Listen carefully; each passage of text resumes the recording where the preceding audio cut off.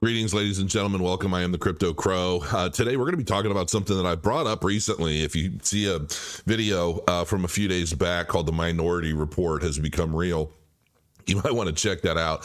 I had a feeling that the views on that video weren't going to be that high because it probably just doesn't make much sense until you watch it. And then you're like, oh my God. And I'm thinking about changing the title of it to represent more of exactly what it is. But it's basically all about ChatGPT, Sam Altman, the creation of WorldCoin, and these orbs that, you know, they're basically going to pay people in crypto to do retinal scans. But there's been some interesting updates on that that I find actually scary. But, you know, we're going to dive into that. So the first thing, check out murderofcrows.io. You can mint up to 5 at a time, or is it 10 at a time? Yeah, you can mint up to 10 at a time. And then obviously I've got Crow tokens. Still have not dropped or done anything with these yet. They've been waiting. I'm trying to figure out exactly what to do. I'm looking into, I could very easily set up the Murder of Crows NFTs to start yielding Crow tokens to those that stake them. But none of this is for profit, really. None of this is for, expectations of money and wealth or any of that. It's just a fun kind of experimental project for those that support me and my channel. And it does, you know, the sale of like the NFTs, they do kind of help me fund some of these other projects like Soblox. And, you know, you can actually go to Soblox and set up a group and unlock them or lock your groups with NFTs or tokens that are on through their policy ID. So that only people that have your NFT or your token or whatever can access that private group. So it's only for your fans, your people only. And that's one thing. And, you know, the Murder of Crows was about, you know, unlocking beta testing functionality and things like that with Soblox. And there's a lot more stuff coming. But I just don't know what the legalities are, and I really just don't want any problem. I don't want any problems. And so I'm afraid to turn on any kind of staking yield, even though it's just a shit coin. It's a meme coin. They're worth nothing. They do nothing. They have no use case right now. You know, I don't know. You say the wrong thing on YouTube and then all of a sudden, you know, hey, look at this guy. He's got all these securities he's dealing with. Even if it's not necessarily the case, nobody will clarify. And it's just such a gray area, and it's so scary and like things that could be a lot of fun. You can't really do it. So it is what it is. But I'm still working on it. I'm trying to figure out ways to implement some of these things to make them a little more exciting for folks that are involved in my community. So know that I'm working on it. Hackers stole passwords of the WorldCoin orb operators. This is insane. This is on May 12th. I just saw this last night. Hackers have installed password stealing malware on the devices of multiple WorldCoin orb operators, TechCrunch has learned, giving them full access to the WorldCoin operator dashboard. The first thing that comes to mind when I see this is this an inside setup? Because I feel like anytime I see some grand, big new technology that involves identity, any kind of public data, any of that, there's always some form of data breach, whether it's a hack, back end, front end. It's always something that basically gives some nefarious third party access to it all. And I'm starting to really wonder how much of this is by design, to let people access information they shouldn't, while the founding companies are basically saying, this wasn't us, we had nothing to do with it, we're really sorry that this happened, we're going to be a lot more secure in the future. But then things are just never generally updated that much. This whole WorldCoin thing, while here's the thing, I believe it's all happening regardless. But let's dive into this a little more. WorldCoin, founded by Sam Altman, says it's creating a collectively owned global currency that will be distributed fairly to as many people as possible, according to the company's website. Distributed fairly, basically saying, you know, hey, if you get your retina scanned, you're going to get some tokens. So that's to be expected. The company does this by giving away tokens. Those interested in joining the financial network must first hand over their biometric data in exchange for these tokens. A person's biometrics are captured by the WorldCoin orb, a spherical Black Mirror-esque imaging device that captures users' irises and high-resolution images of their bodies and face, according to WorldCoin. You know, something like Meta Hero, you know, they've been doing something similar to this, but I think without the retinal scans.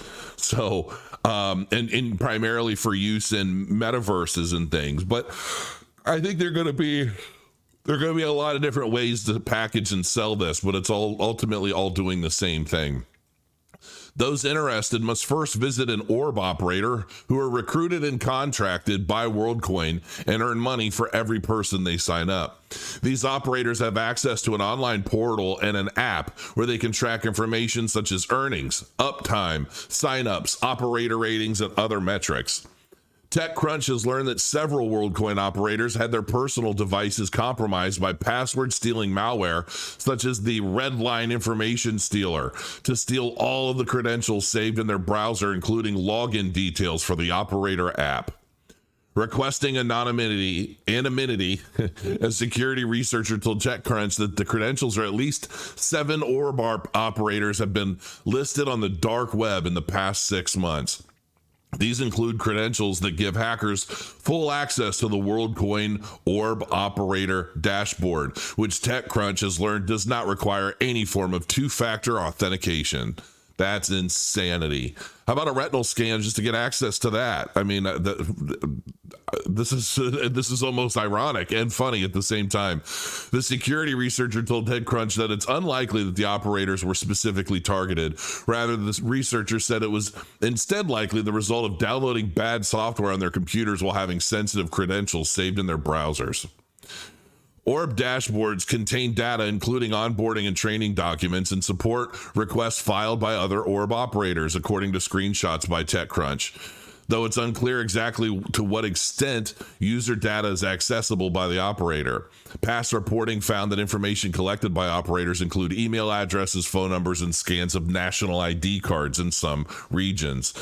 This kind of security breach is significant when you're talking about technology of this nature, because ultimately, you know, this is ultimately an effort to create a national ID. I'm sure something that's going to be used as a national ID, a digital national ID the world over, and helps of bringing in some form of universal income system. Okay, that I'm sure is going to be tied to some sort of social credit score at some point, and then tied to the ESG score based on the company you were employed by, and it's just going to be a branching web of just not good. It's like 1984. I just watched the whole breakdown of 1984 yesterday on YouTube, and it was eye-opening. I mean, I'm pretty familiar with the story and everything, but to watch the way this was broken down, it's like it really does. It's a mirror image of what's going on today, and the progress that we're making for the progressives that are like, you know, we're progressive. You're progressing to 1984 through and through, and you know, it's absolutely insane to see the number of people out there who feel so righteous in their claims and their cause that they're missing the overall picture and what they're really truly playing a role in. And a lot of people don't want to hear that. But, you know, when I see stuff like this, I'm actually going to be writing, I'm not going to call it a thesis or anything. I don't know what to call it. It's basically going to be more of a breakdown as to what I believe, like a full system of basically replacing our current political system with something that's more blockchain centric, universal for the public, fair, balanced, and gives the people the voice over corrupt politicians that are consistently day in and day out on all parties. It's repugnant at this point. And I, you know, if you're young and you're watching this and you're like, oh, politics, schmolitics, it doesn't mean anything. It does. It does more so today than I think it ever has. And I think that's one of the reasons why we are so perfectedly, if that's a word, divided, because that is the easiest way to control the masses, by division. It's a lot easier to control 1,000 people than 2,000 people or 3,000 people and get them to do what you want. And it's this back and forth pendulum swinging effort to, usher in new laws, legislation, and things like that based off of, ridding us of the just the general freedoms that we have in favor of, the political elite, the industrial elite, the, banking, pharmaceutical. I mean, all of these companies that pump so much money into our political system to get what they want done at the expense of all of us. We no longer have a voice. We think we do, but we really don't. And, anybody that has anything to say against that grand agenda, that grand effort to control the populace is ultimately dealt with.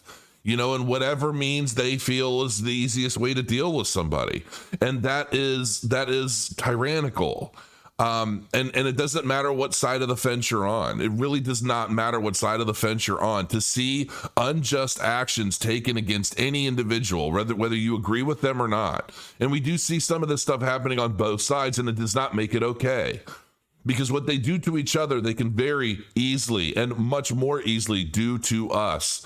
And you might think one way or another, but what if you have a change of heart or a change of mind based off of something factual that you're exposed to that completely changes the very paradigm of your perception of the world around you, and then you know that you can no longer voice or say anything about it to anyone, because anyone that listens that may have something against you will then turn that machine on you.